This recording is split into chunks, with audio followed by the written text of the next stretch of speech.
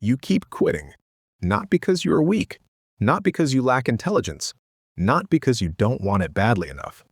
You quit because the moment effort becomes uncomfortable, your system looks for relief, and you've trained it to find relief instantly. You didn't decide that consciously. It happens slowly, day after day, choice after choice. Every time you felt resistance and reached for comfort instead, you reinforced a pattern that now feels automatic. You call it lack of discipline, but discipline was never the problem. The problem is that you were trained to escape discomfort before you ever learned how to stay inside it. From the moment you wake up, your attention is already under attack. Your phone decides what you see. Your notifications decide what matters. Your environment decides when you focus. And you accepted that as normal. You accepted constant interruption as life. You accepted distraction as rest. You accepted stimulation as purpose. So when you try to build something that requires silence, patience, and repetition, your brain panics. Because silence feels unfamiliar, patience feels unnatural, repetition feels pointless. Your mind was trained to chase novelty, not depth. That's why you feel energized by new ideas and exhausted by execution. Ideas are light. Execution is heavy. Ideas promise change without asking for sacrifice. Execution demands payment up front. And your system has been trained to avoid payment, not because you're lazy, but because you're conditioned. Conditioned by an environment that rewards reaction, speed, and instant relief. Nothing around you rewards stillness. Nothing rewards long focus. Nothing rewards delayed gratification. So when you try to commit to something real, your nervous system treats it as a threat. Your thoughts get loud. Your body feels restless. Your attention looks for exits. You interpret that as a sign to stop. But it's not a sign to stop. It's a sign that you reached the exact point where change begins. Most people never cross that point. They turn back the moment discomfort appears. They call it intuition. They call it self-care. They call it listening to themselves. But what they are really doing is listening to a system that was never designed for growth. The human brain evolved to survive, not to self-actualize. It wants predictability. It wants energy conservation. It wants comfort. Growth threatens all three. Growth is uncertain. Growth is costly. Growth requires sustained effort without immediate reward. So your brain resists it. And because you identify with your thoughts, you believe the resistance. You say things like, "I'm not ready," or "This isn't the right time." But readiness is not something you feel. It's something you build. And you build it by staying when every signal tells you to leave.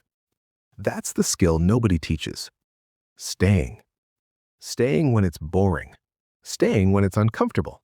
Staying when no one is watching. Staying when progress is invisible. That's where discipline lives.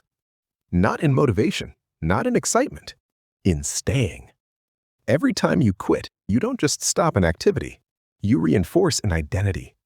You teach your mind that discomfort equals retreat. You teach it that pressure means escape. Over time, that lesson spreads. You hesitate more. You doubt yourself more. You avoid commitments. Because deep down, you don't trust your future self to follow through. That lack of trust is exhausting. You overthink decisions because you're trying to protect yourself from disappointment. You delay action because starting feels like a promise you might break. So you stay in preparation mode. Planning, researching, consuming. All safe, all comfortable, all ineffective. Nothing threatens your identity like action. Because action produces results, and results expose truth.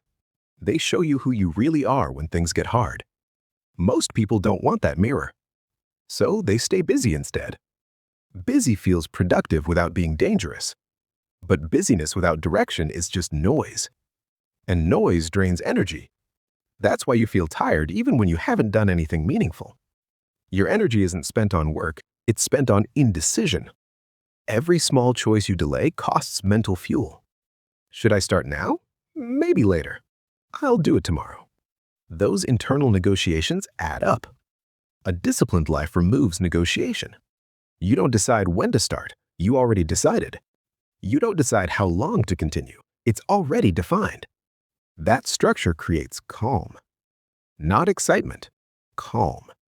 And calm is where strength grows. People confuse calm with weakness because calm isn't loud. But calm means your nervous system isn't fighting itself. Undisciplined people are constantly at war internally. One part wants comfort, another wants change. That conflict never resolves. Discipline resolves it by choosing once and removing the debate. But that choice hurts at first, because it cuts off easy exits. You can't escape boredom. You can't escape effort. You can't escape responsibility. So your mind resists harder. It brings up memories of past failures. It reminds you of every time you quit before. It tries to protect you from repeating pain. But avoiding pain guarantees regret. Regret is quieter, but heavier. It sits with you at night. It shows up when you see others move forward. It appears when you realize time passed and nothing changed. Discipline asks for pain now to avoid regret later. Most people choose the opposite. They choose relief now and pain later. And later always comes. Not dramatically, subtly. You wake up one day and realize years passed, and you were still talking about starting. Still explaining why now isn't the right time. Still convincing yourself you'll change soon. Soon becomes never. Not because life stopped you, because you stopped yourself. That's the truth nobody likes to face. No one ruined your consistency. No one stole your discipline. You trained yourself out of it. And anything trained can be retrained. But retraining requires exposure. Exposure to the very discomfort you've been avoiding. You don't become disciplined by understanding discipline. You become disciplined by practicing staying.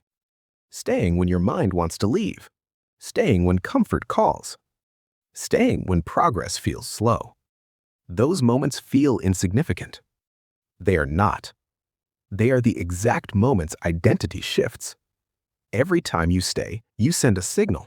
I can handle this. That signal rewires your nervous system. Not instantly, gradually. At first, discomfort screams. Then it whispers. Then it fades. Not because life got easier, because you got stronger. Strong doesn't mean aggressive, it means stable. Stability is the ability to remain present under pressure. And pressure is unavoidable. You can choose discipline and experience controlled pressure daily, or avoid discipline and experience chaotic pressure later.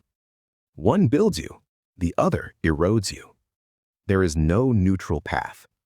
You are either reinforcing escape or reinforcing endurance. Every day.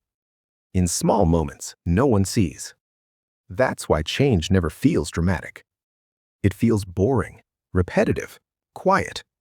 Which is exactly why most people never do it. They're waiting for a feeling that never comes. Readiness doesn't arrive. Confidence doesn't arrive. Motivation doesn't arrive. They are built after action, not before. You act first, your mind follows. That's the reversal most people refuse to accept. They want their mind to change so behavior becomes easy. It doesn't work that way. Behavior changes first, the mind adapts. Discipline is not forcing yourself forever. It's forcing yourself long enough for effort to become normal. Normal effort is calm. Normal effort is sustainable. That's what people mean when they say disciplined people make it look easy. It's not easy. It's familiar. They trained their nervous system to accept effort as baseline. You can do the same, but only if you stop treating discomfort as a signal to quit. Discomfort is a signal you're finally doing something that matters. If you escape it, nothing changes. If you stay, everything does.